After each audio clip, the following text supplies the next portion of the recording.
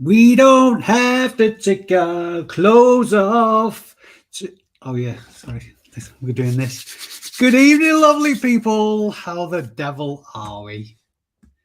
Welcome to Wednesday evening. This is becoming, I'm not going to jinx myself and say this is going to be a regular spot on a Wednesday evening because I don't like committing to myself to that kind of regime. If you're in the chat, 8 people in already. Just say hello. Let me know who's in. Lindsay and Alvin, how the devil are you? And Sophie, how did you know it was Sophie? You were just watching her live, weren't you? That's what it is. Gave the game away. Gave the game away. Easy Resell. Hello, Z. You got a new profile or just rebranding? What's going on there? How the devil are you? What a busy day, a busy day I've had today. I do my shipping on Monday, Wednesday and Friday. So I've had all that to do this morning. I've 18 sales out today, which is great. Also a lot of prep for Amazon as well, which we'll be touching on later, no doubt. Martin, how are you? What are your thoughts on selling low margin, high volume items? As a rule, Martin, I don't really do it because I'm enjoying the fact that I'm under the VAT threshold. I'd rather work the opposite way around. If I was to go over the VAT threshold, then I suppose I wouldn't really have much of a choice but to do volume and accept lower margins just to sort of like make sure that I'm well over that margin to make it worthwhile. Limelight Vinci, hello, good evening. And it's written on it. Oh yeah, it is, isn't it? Oh, do you know what I was just saying? Just in the before we came live, I was just saying to Sophie, can you tell that I did the thumbnail for this video in like about 30 seconds? I've been editing the video for Saturday. And I just got a bit carried away. I got engrossed in what I was doing. And then I realized that I'd painted myself into a corner for doing a live at 8 o'clock, which is the reason that this isn't necessarily going to be a regular thing. Right, I'll just say a few hellos and then we'll introduce our star guest. Good evening, Kath. How the devil are you? Did you go to Bolton on Sunday, Kath? I think I got a message off you, but then I forgot to reply because I was up to my elbows. Joan, good evening. How are you all? The love of my life. How are you doing, Laura? This clicky thing's not working again. F2A bargains. Good evening. Walsh Picker, legend. How are you, sir? Hopefully I'll bump into you again this year. I'm assuming you'll be going over to St. Michael's again. Not starting. Yeah, they are. I can see there's like a little picture of Sophie in the bottom, and she's going, "You are." Lots of hellos. Jilly, good evening. I'm sure one of these days I'm going to tempt you over to this side of the Pennines. Evening, Sarah. Corey Windsor, new name. Hi, Corey. Keep seeing your name pop on the Reseller Summit. Are you attending?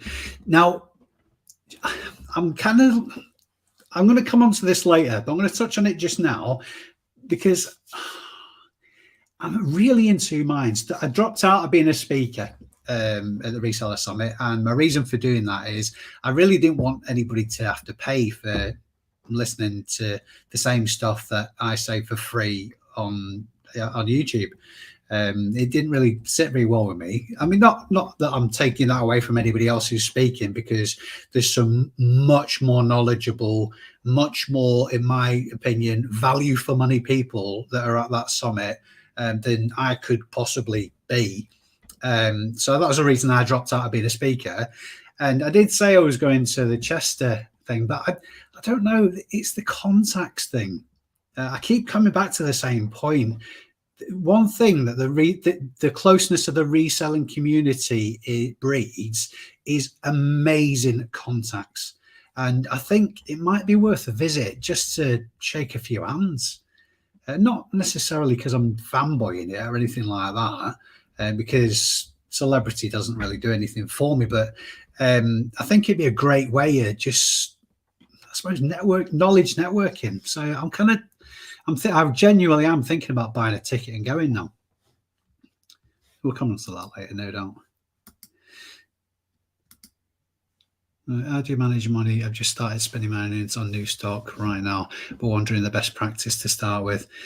Rev, I started with 20 quid and built a full-time business out of it, but it took two things, time and patience. I suppose that's one of the same, really, but definitely patience. I did 2 years just grafting my arse off at a day job and then coming home and do the reselling thing and graft my arse off on that as well. As far as managing money's concerned, I just kept the two separate. While I was building a business, I lived off my day job, and every single penny that I made from reselling, I just reinvested it to buying more stuff and getting that snowball building. So best practice is just reinvest. Just keep reinvesting as long as you can and as much as you can. Right, a few more. I'll skip all the hellos. So a collective hello to everybody. And then I'll introduce the lady of the hour. I think that's just on the same at the moment. What I bring goes back into more stock. 100%. 100%. Click already. Hi, Dave. It's Kat. Spoke to you via Facebook the other day. Once again, thanks for your help. Not a problem at all, Kat. I'm glad to be of help. I get a lot of sometimes I think I feel like I'm being a bit rude on sort of Instagram and Facebook and stuff like that. That I don't either put enough meat on the bones to an answer or answer at all, and that's purely because of time. I get a lot of messages all the time, and I've got obviously my own stuff to take care of as well. Evening, Rachel. Hope you're well. I'd love to, Dave, meet a good keeper. Absolutely, yeah. Come over for the Chester meet. I might not necessarily be there now, like, but there'd be nice people. Kath will be there. She's lovely. Okay. Mr. Abercrombie, sir, good evening. I'm spreading good vibes tonight, exploring the bejeweled vajazzle of YouTube with gay abandon. That's why you've landed on my channel, isn't it, Sean? It's Camp Central here. Okay, lots of hellos. Good evening, Pat. Lovely lady that you are. Right, let's introduce our guest. Without further ado, from SB Reselling, here's Sophie. Good evening, Sophie. How the devil? Hello. I'm good. How are you? I'm all right. Have you still got voice left after your live? You've literally just finished 20 minutes. Yeah, it's a good live, actually. It was good. Really enjoyed it. I saw the last 5 minutes while I was flapping around trying to get everything sorted for obviously remembering coming on with you. And you managed to hear right on the 3/4 of an hour mark, like you said, eh? Yeah, I'll stick to what I say, you know. Absolutely efficiency. Well, I've got a few questions for you, but as a starter for 10, I mean, there'll be some people in the chat maybe that don't know you. I'm sure they all do, because anybody in the right mind subscribes to SB Reselling's channel. So, but just for the people who don't, just introduce yourself. So I'm Sophie, obviously. I'm a nurse in the NHS as well. And I basically started reselling because I wanted to make extra money at the start of it. I was just looking for ways to make extra money. And then I kind of just got the bug, to be honest, and just kept growing it. And now I've got aspirations to hopefully go full time. So, yeah. And is that what? So just earning a few extra quid, was it for a particular? I mean, obviously, if it's personal, I don't really know. You wanted to sew on another toe, and he did the math. Was there something that particularly drove you? What sort of like first got you involved in reselling? Well, I was looking for ways I could make extra money from home, to be honest. Because I didn't really want to keep doing extra shifts at work, and I wanted to do something like for myself, really, and just do something a little bit different. So I was kind of just scrolling Google. You know, you get all these like 101 ways to work from home, or 101 ways to make money, or blah blah blah. Um, and I'd tried like a few of them. Like I did a little bit of like copywriting, but I didn't really kind of get on with it. Didn't really pay much either. I'd tried a bit of drop shipping, but didn't have any luck with that either. And then I thought, oh, do you know what? I'm just going to give eBay a go.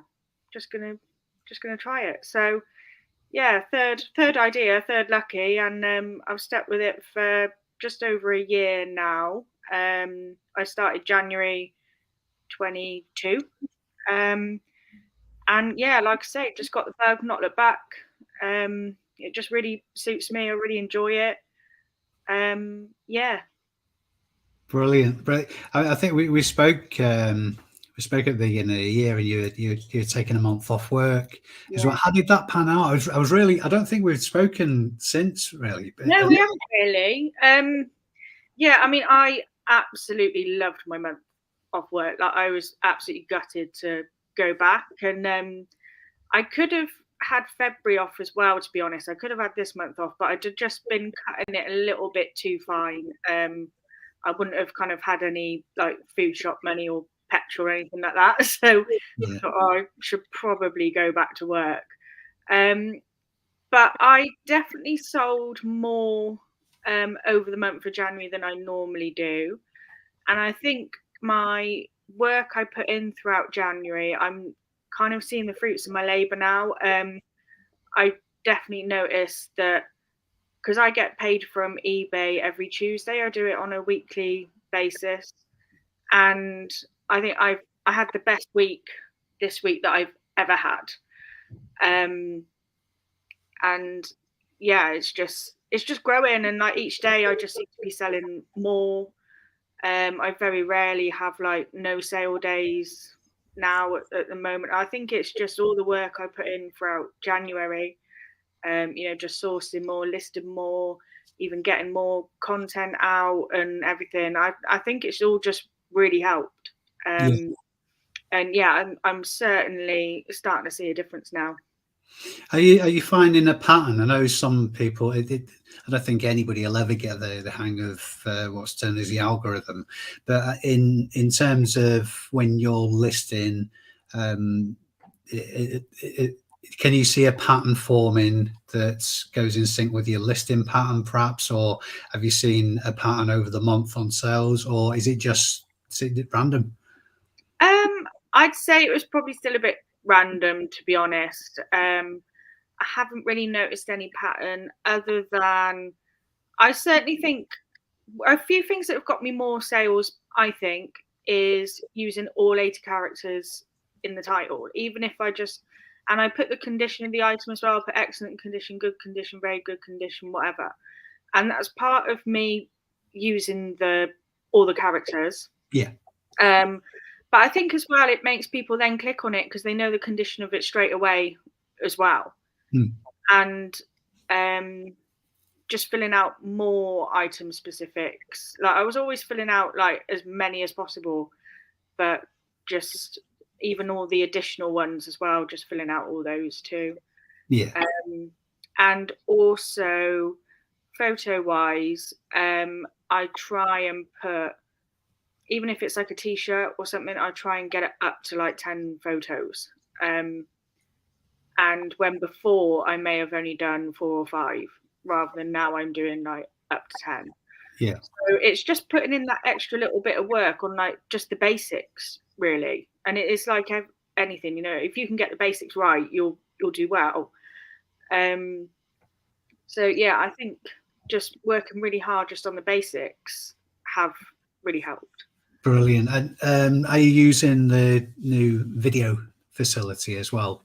I tried it actually, because I've got some toys and the battery was still working on it, so I wanted to turn it on, and I did do a little video, but I couldn't get it on for some reason.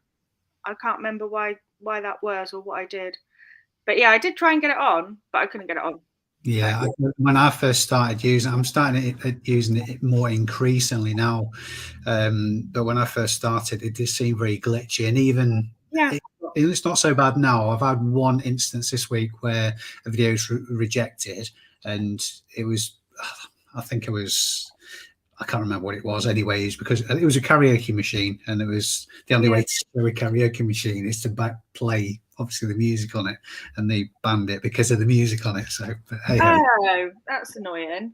I'm going to endeavour where possible though to use it more, because it seems to generate a lot more interest, and I think obviously it's early days, too early days for me to make a proper judgment on it, but I think a sale will stay sold on the basis of a video. So I'm sure the people in the community may disagree with that, but I think if somebody can literally see it, it's harder to argue with. It turns up and it's not working. I'll just do a bit of catching up on the chat, if you don't mind. I've got a few more questions for you. Wiggers, are you two paying tax on your reselling? Yeah, welcome, Wiggers. Anyway, I'm assuming you're new here. Yeah, I can't speak for Sophie, but I'm sure she's towing the line. But yeah, I'm a properly registered business. When my son was little, I started reselling. Could work from home, could be with him, no childcare. That's brilliant. Do you know what? I wish I knew this back when my two were little. My two are in their 30s now, and it was crippling childcare, particularly during school holidays. So 100% Julie. That's the answer to that, Lisa. Thank you. You have to pay tax if you make over £1,000. Yeah. So two.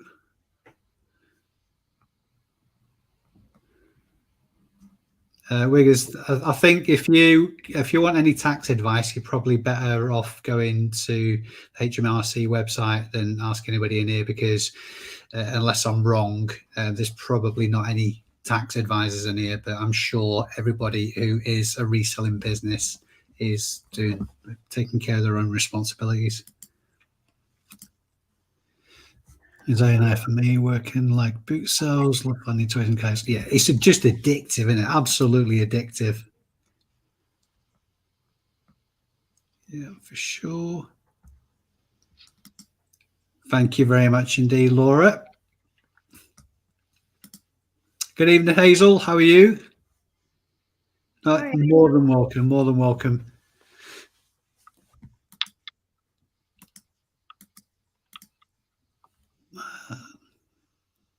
Everything I've ever put a video on is sold. Yeah, it's early days for me. I don't know why I haven't adopted before. I think it was when they first introduced it. It was, like I say, I got the impression it was really glitchy, but I've had some really, really good kind of feedback from videos I've put on. Yeah, and I think if you're taking photos anyway, like you may as well just do like a little, 5-second video. I'm definitely going to try it again, but I don't know why I couldn't get mine on, but I will be doing it more often. I think it affects you a little bit as well, doesn't it? Like you say, if people say things aren't working or whatever, if you've got video evidence as well there, haven't you? Absolutely, yeah. Yes, I think you're always going to get people try it on, but it's just that extra line of kind of evidence, and it really, I definitely give it a go. Like I say, for me, it's early days with it, but it's I'll be singing its praises. Sean, biggest single eBay tip I can give anyone is to have GSP turned on and make sure you have pack box size and weight filled out, even if you use a generic estimate. 100%.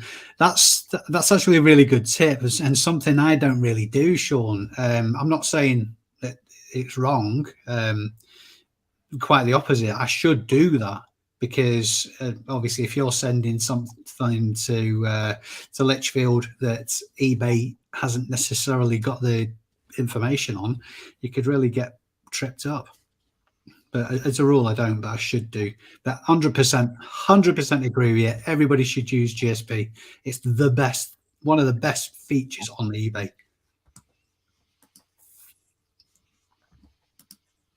Jelly, no. Right, lots of people. And at the bottom, that was quick. 66 in the chat. And at the bottom already. Good evening, Brian. How the devil? Evening, guys. You know, get info. Unique geek signs. Oh, I forgot all about that. So yeah, Brian's having some Star Trek signs off me. So yeah, I'm just give me some notice because they're at the lockup. Quickly at the bottom of the chat. I'm used to doing this solo, Sophie. Can you tell?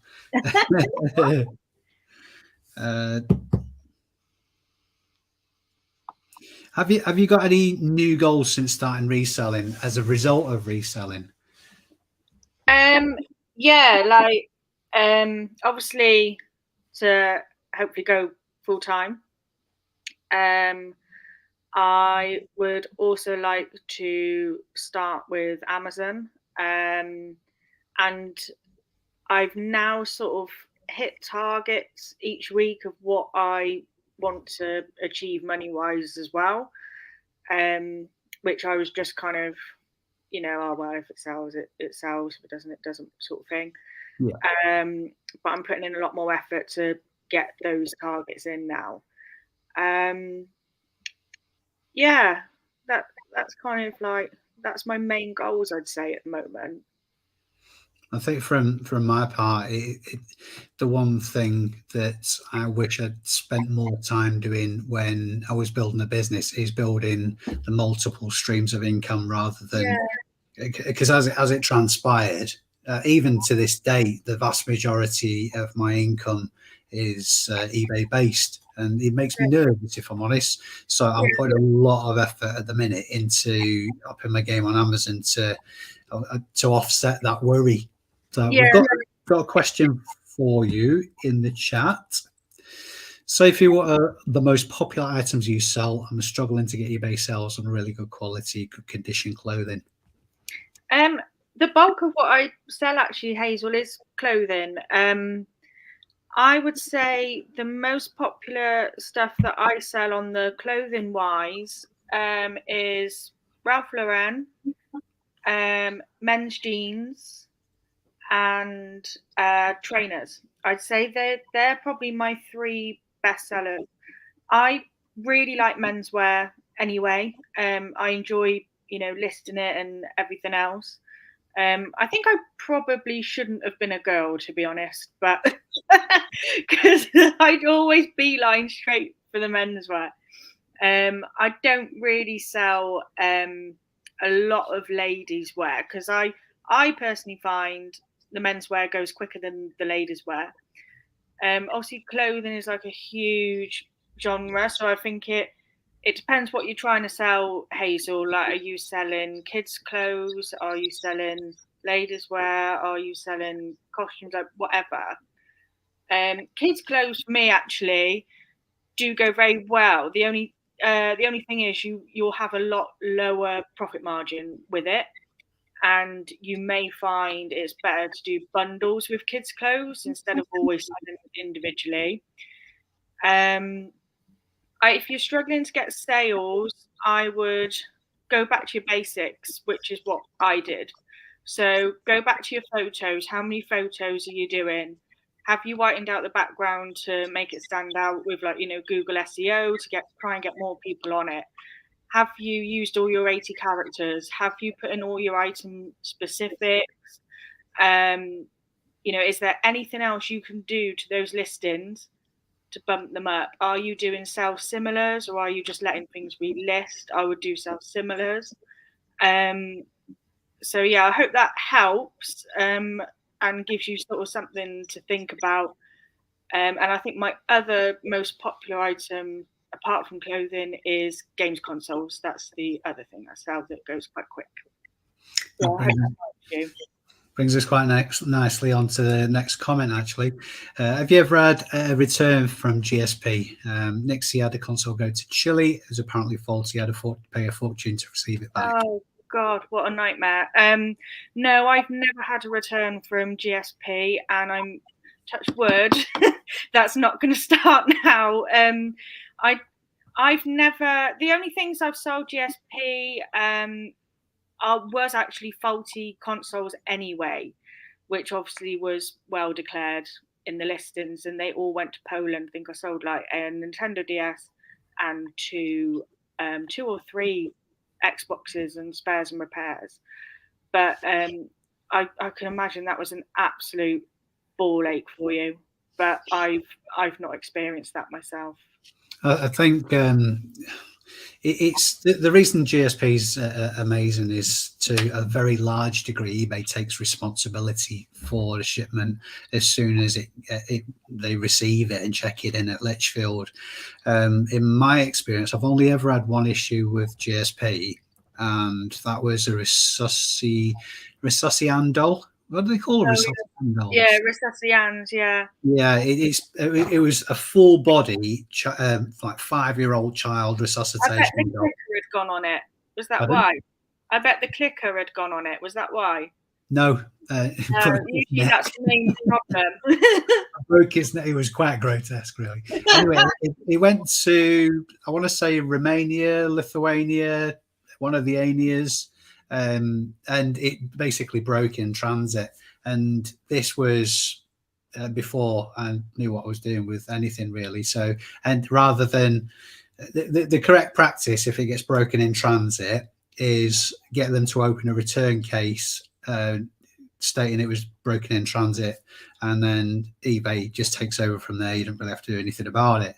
I didn't know this at the time, and I ended up giving the buyer a 50%. I mean, I paid like 20 quid for this thing and sold it for near 300. So I refunded them 50% of the sale. Everybody's happy, no negative feedback. But what I should have done in hindsight is got them to open a return case saying damaged in transit, and then eBay would have kicked in, and that's where GSP has your back. In the case of a console, obviously there's a bit of contention there.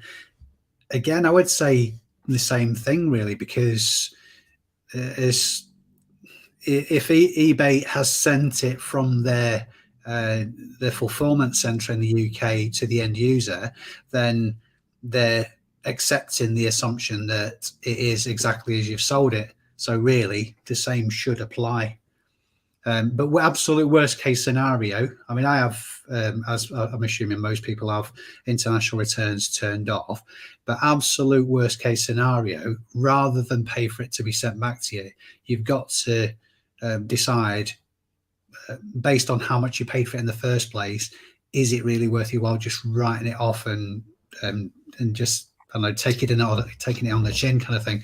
So I would say, because a lot of us are buying cheap secondhand stuff anyway, that would be the preferable option to obviously paying a fortune and get it back. Right, let's see who else. With GSP, just use raw mail, max small parcel size, weigh in pack section if unsure. Yep, I'll definitely start doing that now, Sean.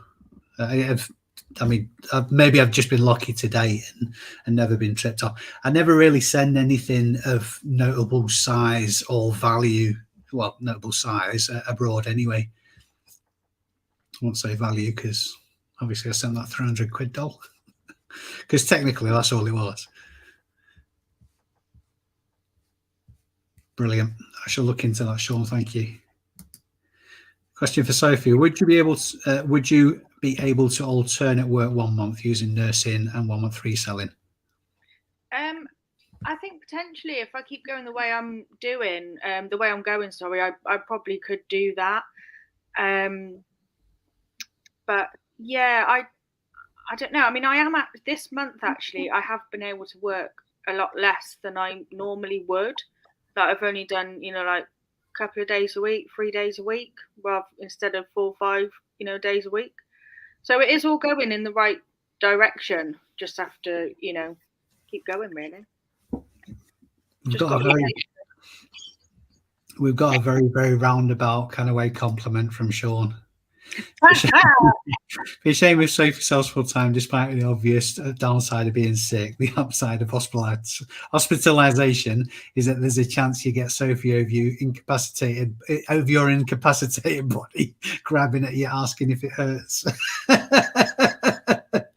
Oh, Sophie, I think Sean may well be your number one fan. You've made the lady blush, Sean. Come on, not cricket. He does it most weeks, to be fair. Lisa, charity shops which sells tend to stick to men's clothing. Stay away from men's clothing, you lot.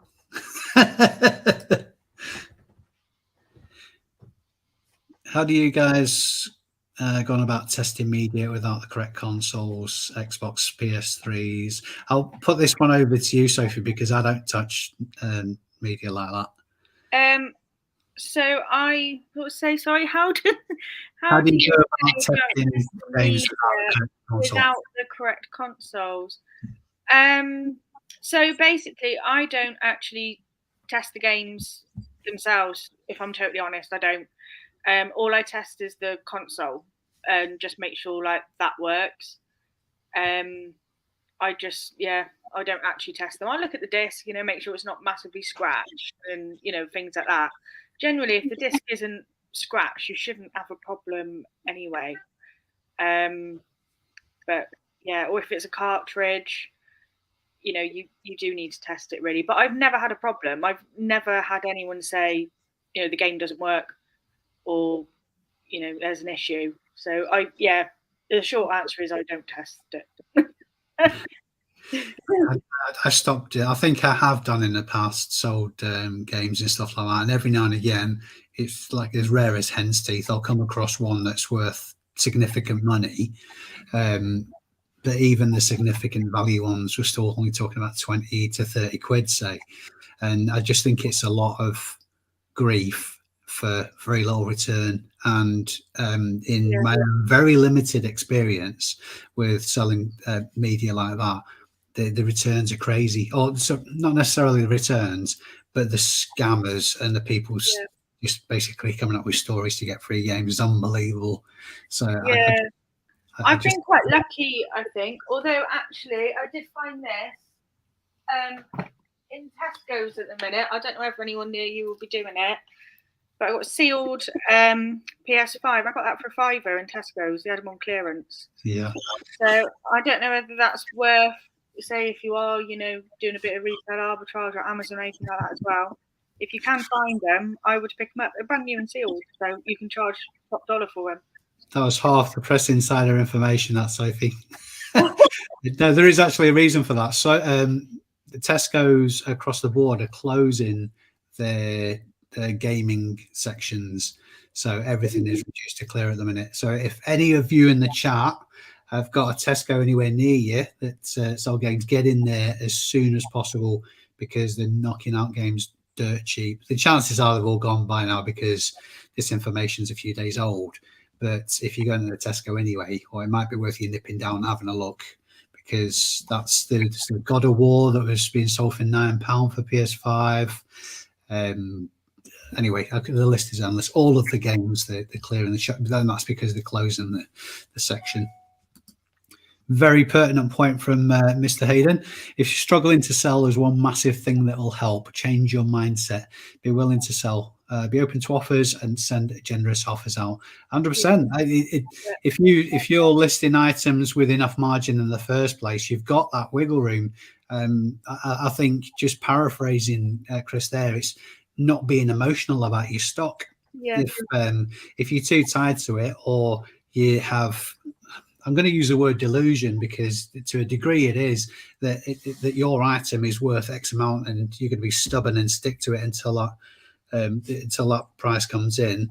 One or two things is going to happen. You're either going to be waiting a long time to sell it, or it's just not going to sell. So definitely be willing to sell.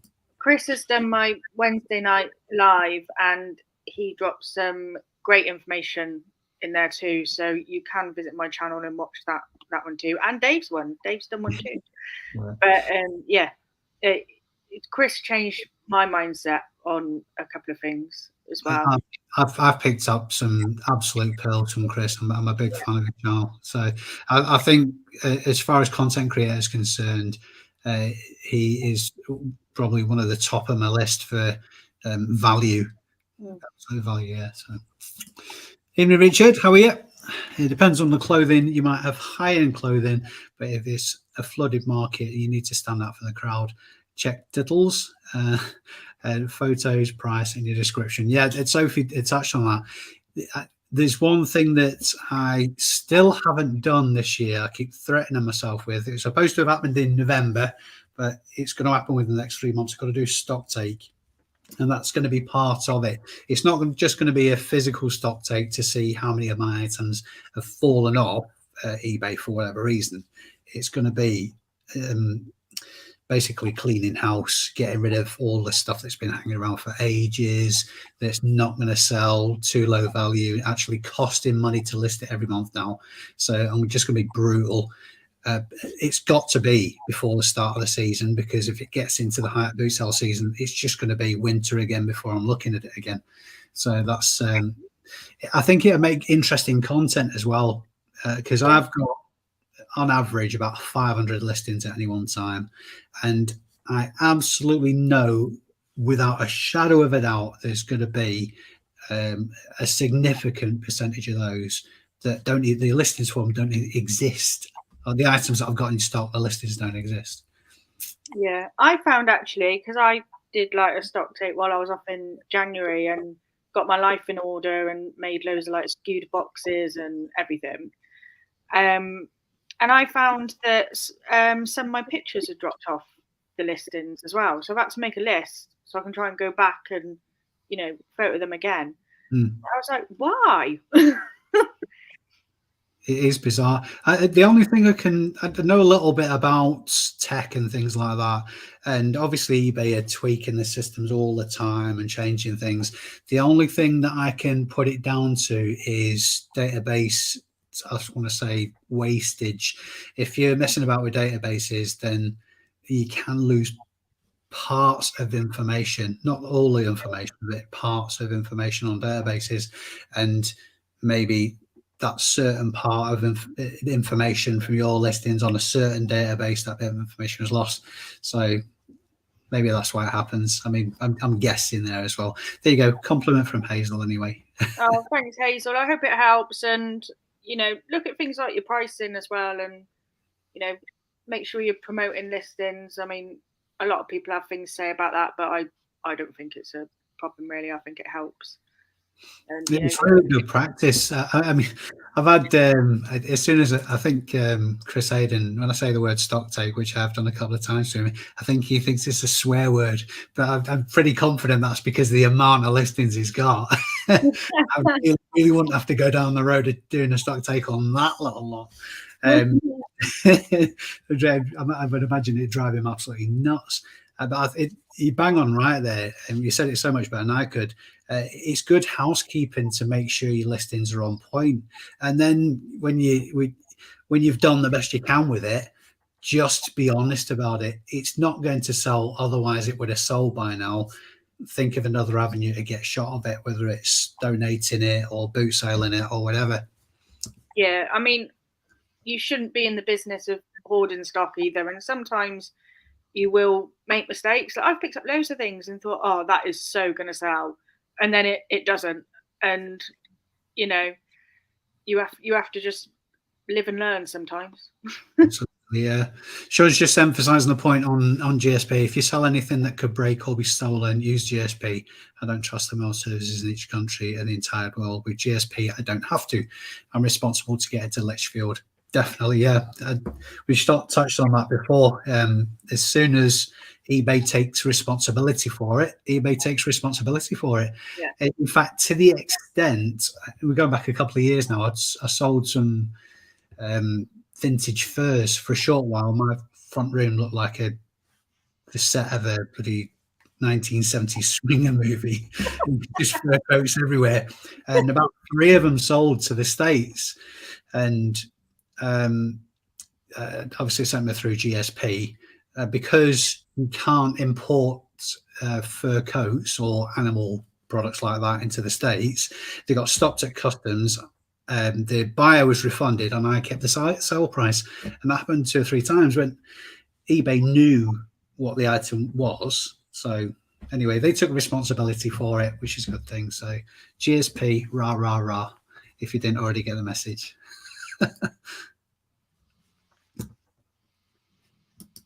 Here we go.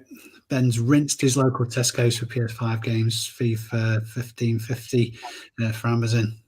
There you go, back of the net. Back of the net, Ben. How are you finding Amazon at the minute? That was a very specific question. Good evening, John. How are you? Thanks very much for stopping by. I'm ahead of you in the lamp scale, at the lamp stakes at the minute, so put your finger out, lad.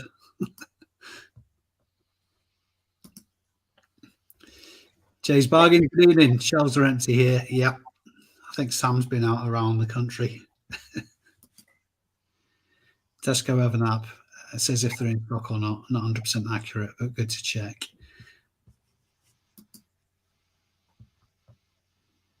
It's driven down prices on them at eBay. It will do. I mean, if stock's plentiful, very, very cheaply, there will be a drop.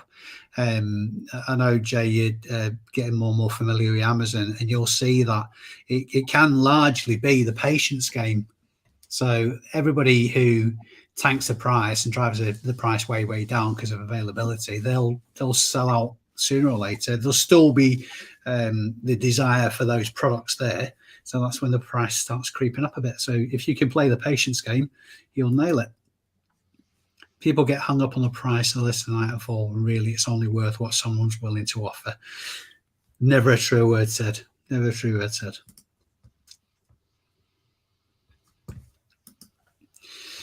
I think you need to have a good sized store as well, or you will start seeing more sales. Lisa, I'm sorry, but in fact, I'll put that one over to you, Sophie. What's your take on that? Yeah, I think I would sort of agree with that. But again, it depends on the quality of your items as well. If you've got loads of high quality goods, you don't need to have like 400, items in your store. But I think I've got on close to 300 at the moment. Yeah, I think I would agree that having a good sized store does drive more sales. What about you? I would say quality rather than quantity. Yeah.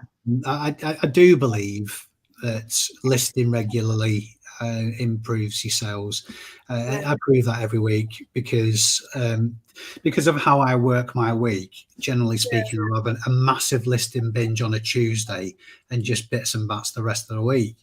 And within a couple of days, so like Wednesday, Thursday, I'll see significant, going into the weekend, I'll see significant sales, and it'll drop off a cliff sort of like Saturday afternoon. So there is a link there. I'm absolutely sure of it. But I would say if you list 100 items and 95 of them sold, so you've only got 5 items in stock, then it's a really nice problem to have. I would edge more on the side of quality, desirable items at a competitive price, and then you'll sell. It doesn't matter how many items you've got in your store. Don't sell clothing. You don't have a sack full of the cruiser in the corner. One of the most valuable resources is your eBay followers. Try to keep them by listing similar on each account you have.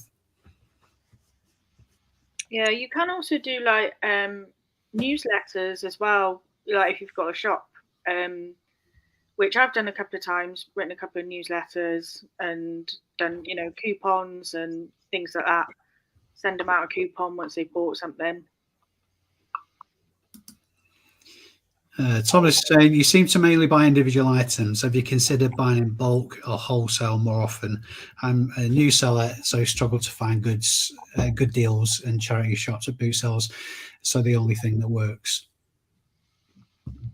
I think on that point, I do both. I love reselling. I love specifically going to boot sales and charity shops, and that treasure hunting sort of like feeling you get. It's fantastic. You can't replace it. but I will buy in bulk as well, particularly new items for Amazon. So I think it depends on where you're up to. If you're either a small part-time reseller, hobbyist maybe, then um, I don't think you generally want the stock hanging around. You may be limited for space. I'm doing a lot of generalizations here, but if you're a full-time reseller and you've got to pay your bills as a result, then you'll do what it takes to make the sales and to be as good as you possibly can at doing it. I do kilo sales as well, but I actually don't have the space to be able to do wholesale, buys, buy like bales and things like that. I've just got nowhere to put it. Yeah, fair enough. I'll tell you what, it's been a game changer for me getting the container storage. Yeah, I need to do something. I still do a lot of work from home, but just getting the stock out of here, it's cleared my head as well as my spare room. Yeah. Sam forces yourself to do a stock take every 6 months. That's fantastic. How many items have you got in stock, by the way, Sam? I'd be interested. And how long did your stock take? I really feel like I should have more meat on the bones on that. What's your stocking system like? How many items have you got in stock? And how long does it generally take you to do a stock take? I'm only asking these questions because I've got one coming up imminently, and it's going to take a massive kick up the arse from me myself to get it done. Evening. How are you doing, Pete? Okay, looking for questions. Catherine. Hi, Dave and Sophie. Do you guys promote your items, and do you think it works? Can you please explain how it works? Do you want to take this one, or do you want me to take it? Yeah, I'll start. So I do promote my items. When you list on eBay and then you scroll down, you'll see something called sell it. It says sell it faster. Click on there, and it will give you a suggested promotion rate. So essentially, it's like you're paying for an ad, basically, kind of thing. I always do what it suggests at. I used to always do like 1%, 2%, something like that. But I wasn't really finding it was making any difference. And then once I started doing what eBay suggested, I did find a difference. Like everything, it's an ad spend essentially, and like sometimes you just have to fork out for these things if you want it gone.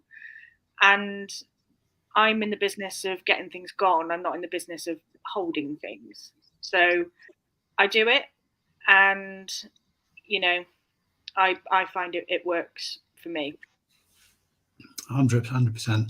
I do exactly the same thing. I promote at the suggested rate, and if you bulkhead it, because the suggested rate, it changes all the time, so it's good practice. On desktop, it's very easy to do. You can bulk edit all your listings to change the promoted rate, and you can bulk change everything to the current suggested rate, and you can also cap it as well. I cap my suggested rate at 10% and put a variable of 0.5% on that as well. So it will be 0.5% over suggested, whatever that suggested is. So that's how I do mine. And again, like Sophie said, which I 100% agree with, it's an ad spend. If you can make sure that there's enough margin in your items to accommodate that ad spend, then it's money well spent. Because on eBay, everybody says the argument that you're paying eBay to put your listings on, you shouldn't have to pay again to promote your listings. Which, if you look at it if you change your mindset about that and look at your presence on eBay as your little brick and mortar shop, and then every brick and mortar shop has to spend money to stick an advert in a local paper, that's the promoted aspect of your eBay brick and mortar store. So that's the way to look at it, really. Yeah, that's how I sort of think of it as well. But yeah, I mean, everyone's got their own theories on it. I mean, to start with, I was like, oh, it's just eBay taking your money. And I didn't even do it. I was like, why do I have to give them even more? But you have to change your mindset on things sometimes. You know, would you rather sell, 100 items, or do you want to sell 1,000 items? How are you going to get there? And you've got to do that ad spend if you want to be selling items. Absolutely. And ultimately, if you don't, somebody else will, and they'll be winning the majority of the eyes on. In the space, yeah. Ben saying about Amazon, it's only the second month. 2023 goal was to start. That's a step in the right direction. 900 in sales in January, about 30% ROI. This month so far is 1.8k in sales and around 30% ROI. Mainly selling used steel video games. Fantastic. Brilliant work, Ben. Just for those people that aren't familiar with Amazon, I'm assuming Ben sells FBA. With Amazon, you can sell two ways, FBA or FBM. FBA is fulfilled by Amazon, which is basically you send all your stock into Amazon and Amazon fulfills all your orders for you. FBM is more like what we do as eBay resellers. You fulfill the Amazon orders yourself from your own stock. So even though a 30% return on investment is actually pretty healthy for Amazon, it doesn't sound it from an eBay perspective. But what you've got to factor into that is Ben won't have had to process any of those sales whatsoever if he's selling FBA, of course. So it's really automated. Going back to the comment earlier about buying from wholesale bulk buys and stuff like that, Amazon allows you to scale like almost limitlessly, because you're not having to do any of the donkey work aside from stick it all in a big box and send it in. Yeah. So, okay, we're applying to another comment.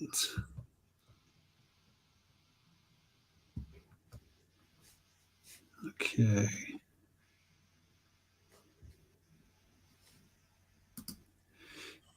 Corey, struggling to take the move to pay for a storage unit as I'm very limited with space as the moment my overheads. I'll start again. Struggling to take the move to pay for storage unit as I'm very limited for space at the moment with overheads are very little. Any advice? Yeah, I would say do the best you can with the space that you've got for as long as you possibly can, and then justify the expense to get storage.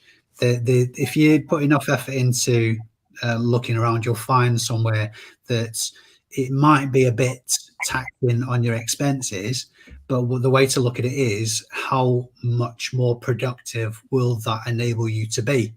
So having extra workspace, extra storage space, if that's allowing you to make a dozen extra sales a month, for example, because you're more productive, then try and look at it that way as well. Sometimes you have to take a step back to take two steps forward as well. So I would say be very, very careful about your finances, because obviously it's more important things to do than find a shed to put your gear in. You've got bills to pay and that kind of stuff. But sometimes you do have to take a step back to take a step forward. And you can sort of think outside the box a little bit as well, because like my friend Nicole, she's got a storage unit, and what she does, she's got really friendly with the staff at the unit.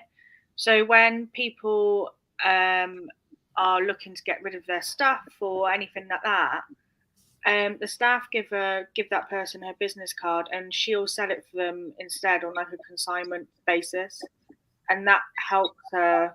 She gets so many clients through doing that, from just being at the unit, talking to people, and then she gets loads of stuff, and then she does it on a consignment, and that just helps her keep things, rolling all the time. So you can think outside the box a little bit. It can, having a unit, it can be an opportunity to add another little string onto your business as well.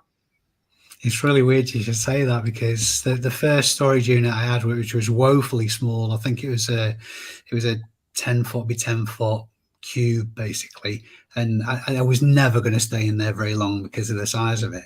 But I was working away in there, going back to one of my early videos, my grandson was in it, and just working away in the unit, and two little old ladies walked past like having a bit of nosy, got talking to them, and they had 2 houses that they were clearing out, and they just said, Yeah. right, come and pick all this stuff up. Yeah. and if I wasn't there, then that conversation never would Yeah. have happened. Yeah. So totally agree with you. Sam saying, I find as a clothing reseller in the north, it's harder to source quantity or quality of good quality items. So to be able to grow your store, I would need to sourcing less profitable items. It's good to have a mix. So what's your take on that? Less profitable, greater quantity, or less quantity, greater value? I would prefer to have more good quality items and more higher value items than less value items. But I do have a little mix on my store. Sometimes I do put some lower quality items because I want to just draw people into the store as well. I want to try and provide something for everyone, really. So yeah, I would prefer better quality, but at the same time, I do put some lower end brands sort of on there because I want to cater for people who have got money and people who may not have so much money at that time. Yeah. I was having a conversation with another reseller who has a unit who has a container on the same park as me, and you can tell what time of year it is by the type of stuff that I'm picking up. Generally speaking, if sourcing, I suppose it pays to what Sam's saying there. If availability of items is fewer because of the time of year, so boot sale season closing down, then I'm a lot more inclined to pick up cheaper stuff and take a bit of a less margin just to keep the beast fed. Yeah, sometimes that's just what you got to do. Absolutely, yeah. So, Pete, Monkey Thrifter, if you have a basic store, 250 items in a perfect world, sell them all 250 per month with an average £20 profit. Item 5k a month, but it's fine in the gold item. Yeah, I think there's no in its most simplistic form that'd be ideal, but I think we've just got to do the best we can month on month.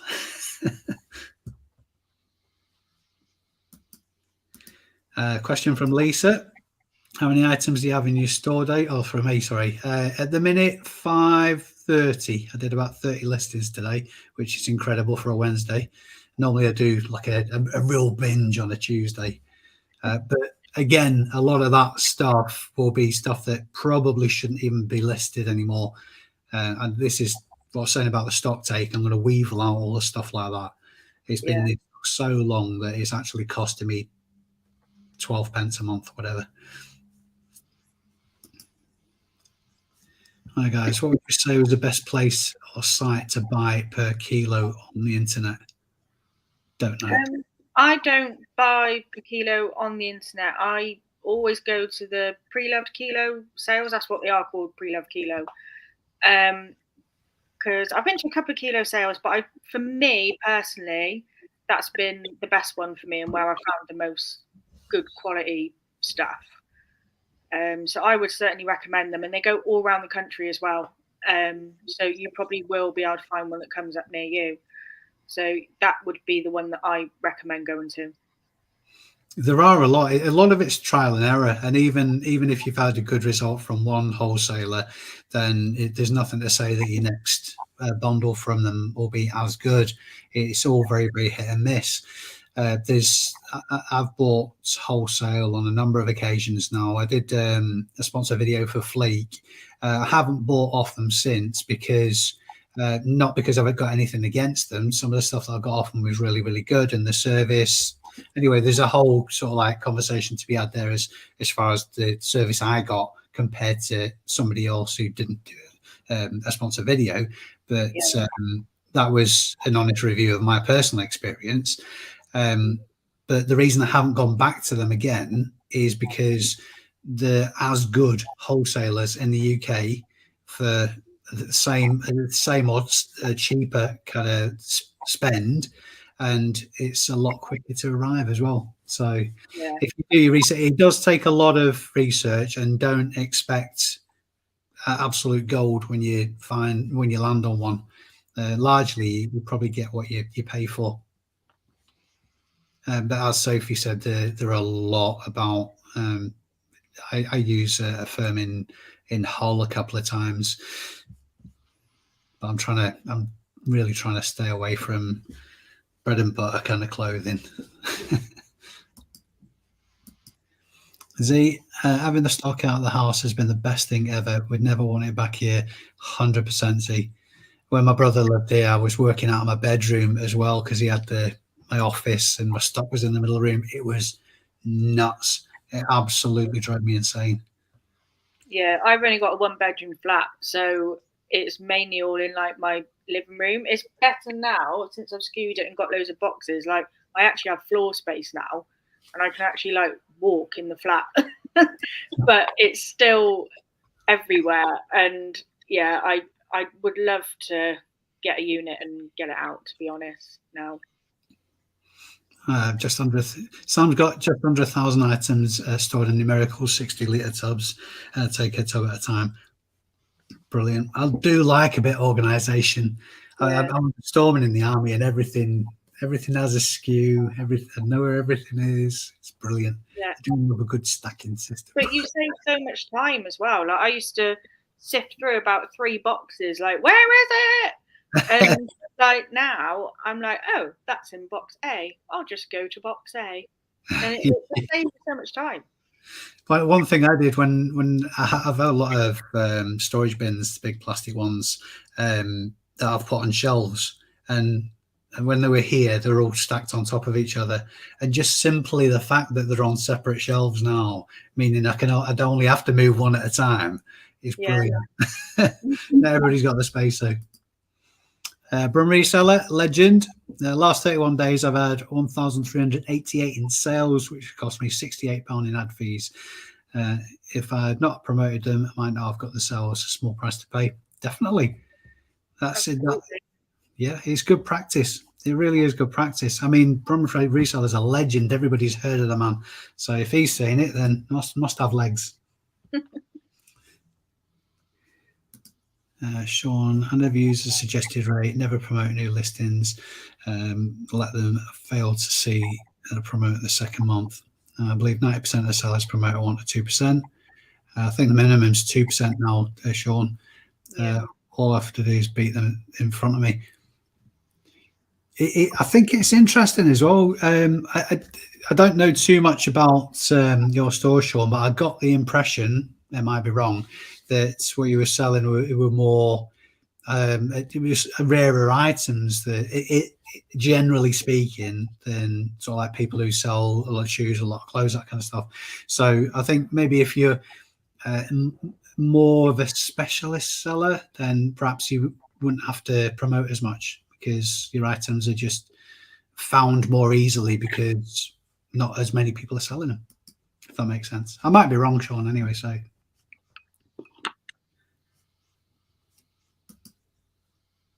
Yep, 2% minimum. Good evening, Mr. Knight, another legendary YouTuber in the house. Very rich. Sorry, there's no excuse. You didn't answer my question anyway, Richard. Have you sorted your Mac out for Saturday Night Live? Because Saturday night on the Night's Live channel, that's the place to be. Sophie, do you use other platforms? Do you think you'll use Poshmark UK when it rolls out? Yeah, I do use the one you're not meant to, Vinted. But rules are meant to be broken, right? And I was using Depop, but I sacked that off because I was only getting sales once in a blue moon on it. I kind of found people kind of use it more like a social media platform, to be honest, and just like all your stuff. And I'm like, well, buy it then. But they don't. And it was just more hassle than it was worth. I didn't really like the listing process on it either, so I sacked it off. And I do use Facebook Marketplace a little bit. I don't put loads of stuff on there, mainly because the amount of ghosting you get on there, or pure weirdos as well, actually. I don't put too much on there. and I'm on the waiting list for Poshmark as well. So yeah, I will give it a go when it comes out. Brilliant. Uncle Albert, thank you very much indeed to have a midweek drink on me, Dave ABL Reselling. Thank you, Uncle Albert. You're absolute diamond. It's always nice when somebody does that, but it's never expected. Pete Monkey Thrifter, I have an office I rent.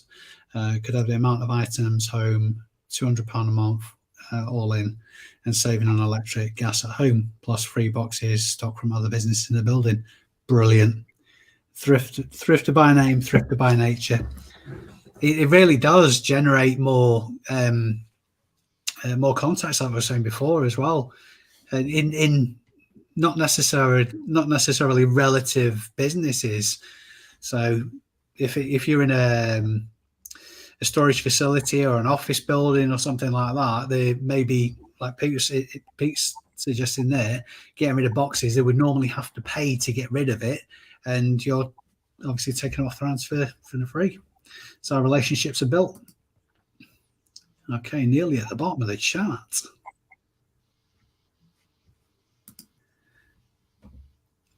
Is that Pound Girl Reseller? Oh, the legend. My word, honoured this evening. It's 100% harder to source the big buck items in the north. I don't know. I've never tried sourcing down south. I'm going to do it this year. I've been threatening it all winter. This year, I'm going to go further afield. I'm going to head south. I'm definitely heading up to the northeast. I'm going to head down south and see where I end up. So, come out then, Dave. Come here. So I'm definitely going to try and evidence that out, Pound Girl. It's Cheryl, by the way. She's only Pound Girl when she's got her underpants on the outside of her trousers. 30 listeners a day. My God, an average is 10 on a great day, 20. That could be explained by vast mountain. That is probably the most middle-class thing I've ever heard anybody say. It's got a vase mountain in the West Wing. I don't even own a vase. I just put wine in mine. What I mean is some companies, I don't know. Ben, first 5 to 10 sales were FBM, then all FBA. That's referring back to Amazon.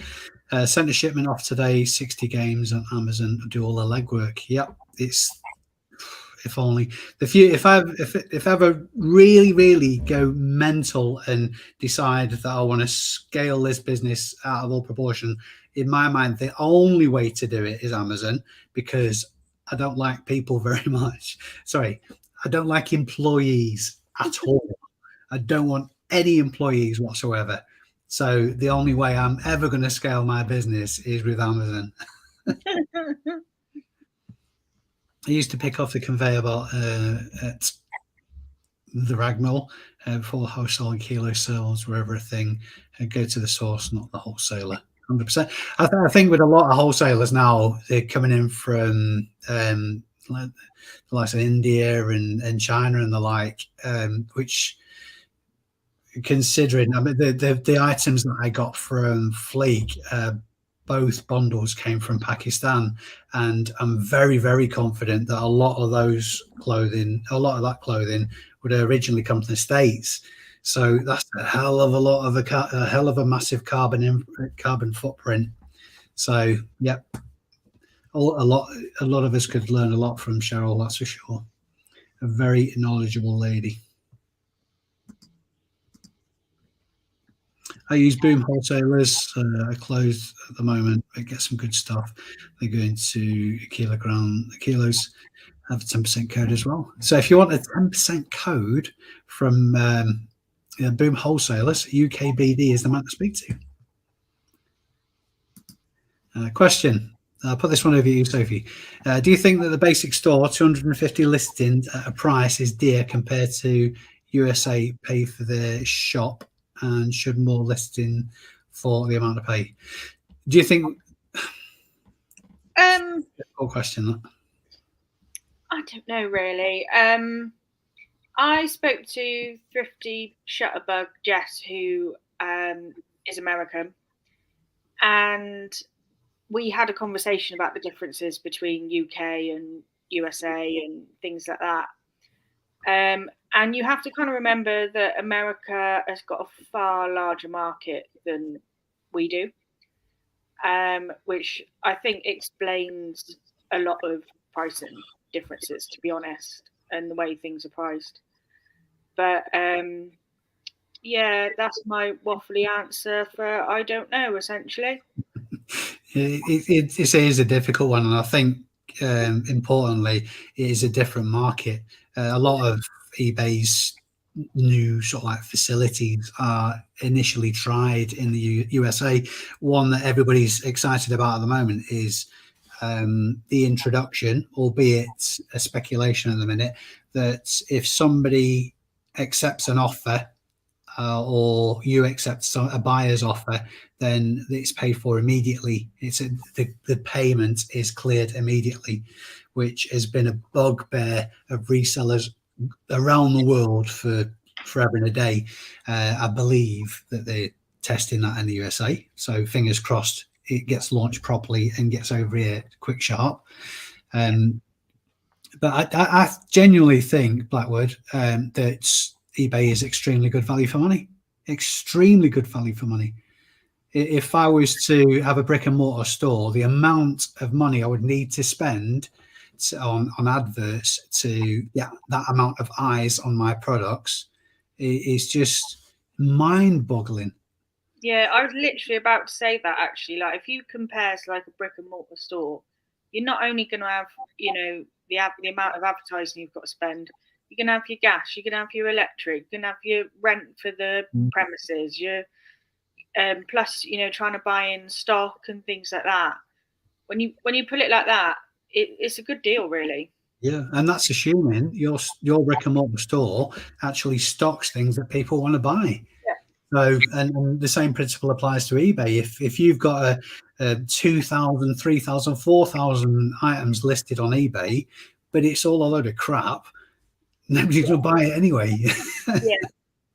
Okay, comment from Chris. I don't necessarily agree with the opinion that rare one-off items don't need promoting. That only really works if you assume someone is searching for the exact item. What if someone searches generally? That's a very fair comment. Very fair comment indeed.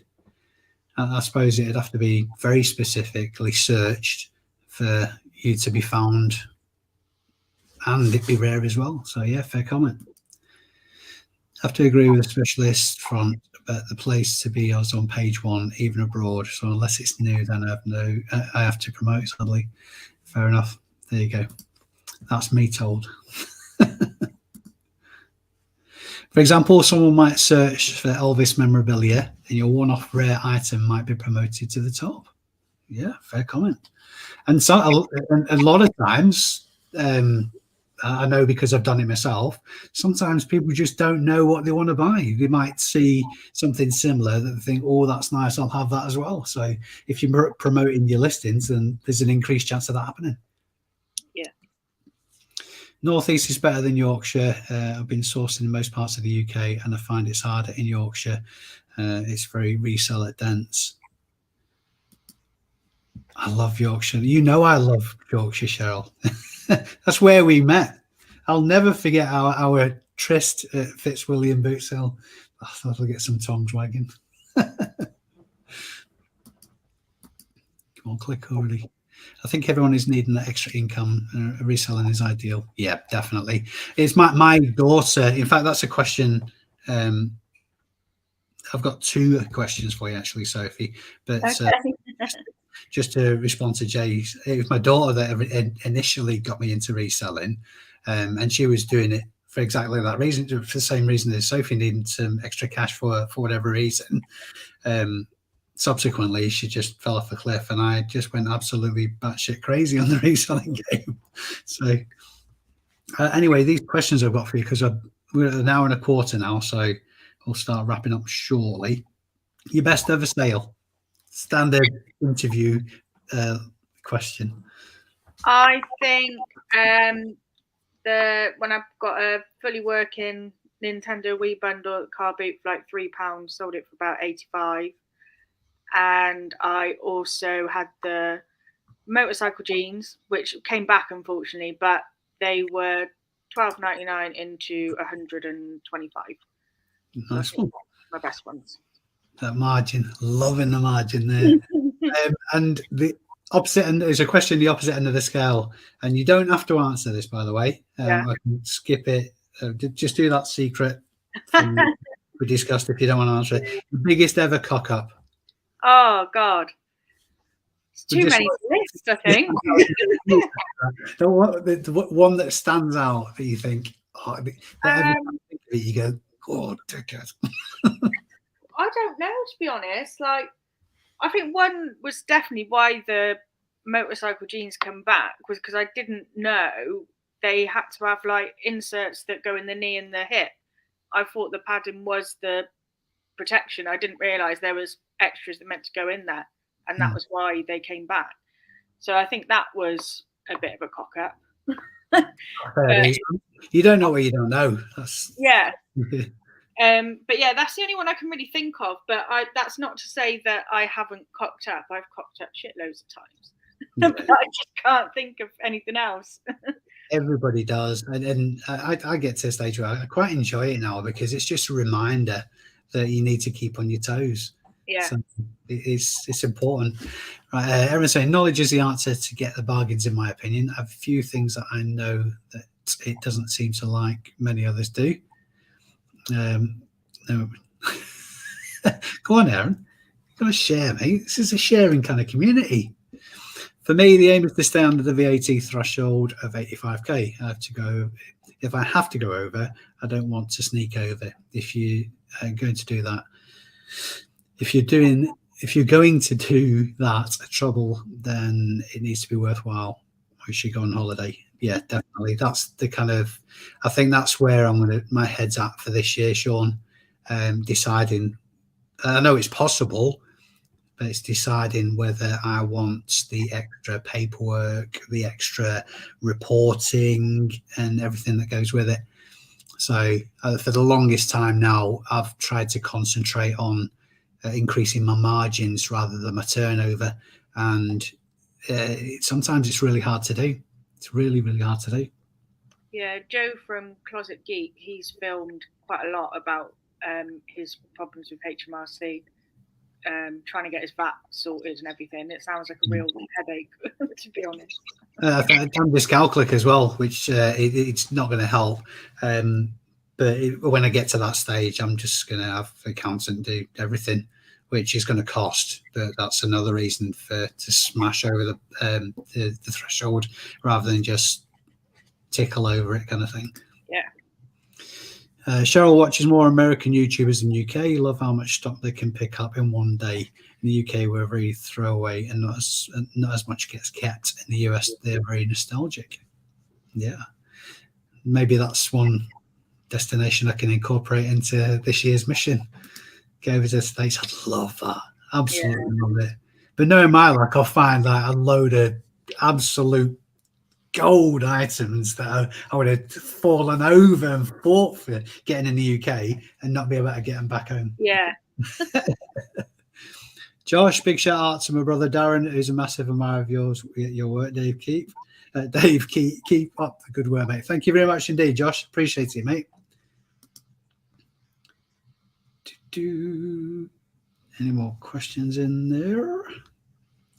Sharon, you are late to the party. I'm just wrapping things up.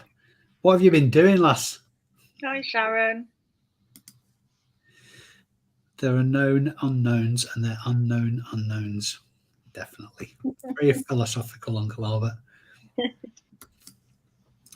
Another plus for your eBay store, being open 24/7. Having trouble doing that in a real shop. Yeah, definitely. Let's find a comment to end on. I think this is the comment to end on from Cheryl. If you go over it, the VAT threshold, you need to smash it. Definitely. I'm going to wrap it up there, ladies and gents, because we're at an hour and 20. If I could humbly request that you hit the thumbs up on this video. It really helps the channel and all that kind of stuff.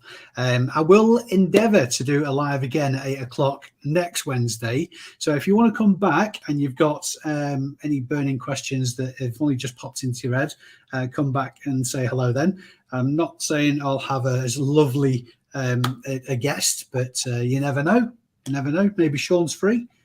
Is there anything you've got coming up? Any videos or anything like that you want to promote while you're here, Sophie? I'm working on a video at the moment, so there will be a video out maybe weekend next week. And please just subscribe to my channel, or you can follow me on Instagram, SB Reselling Co 22. Yeah, Sophie's channel is probably the most no nonsense experience that you'll have. Talk about calling a proverbial. Right, so I'll wrap it up there. I've got a video coming out on Saturday as usual, 5 o'clock. It's a really good one. So I'm on with editing it at the minute, and I know everybody says this is a really good video, blah blah blah, but I have such a crack with punters there. I even took over a stall at one point. So yeah, watch it at 5 o'clock. I've really enjoyed editing it, so it should make a good watch for people who like my shizzle. And aside from that, thank you very much for watching, everybody. You've been absolutely wonderful. Thank you very much indeed to Sophie for joining me. Until next time, dear friends, I will bid you fond farewell.